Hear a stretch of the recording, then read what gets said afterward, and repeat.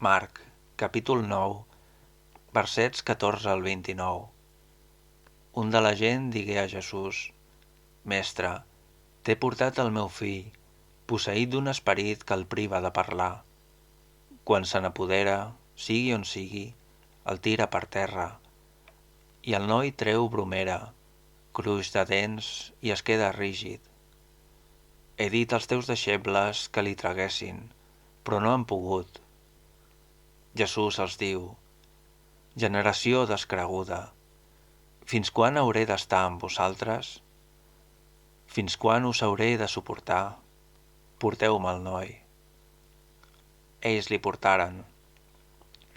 Així que l'esperit veient Jesús provocà convulsions al noi. El noi caigué a terra i es rebolcava traient bromera.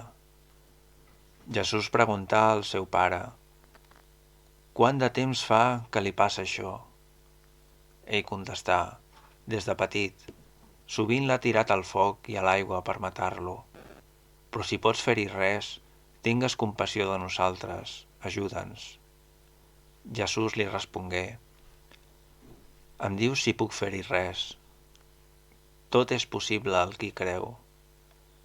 A l'instant el pare del noi exclamà: Crec, però ajuda la meva poca fe.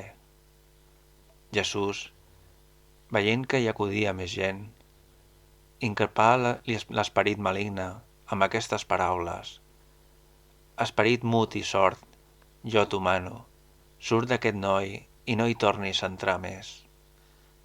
Llavors l'esperit va sortir enmig de xiscles i de grans convulsions, i el noi quedà com mort.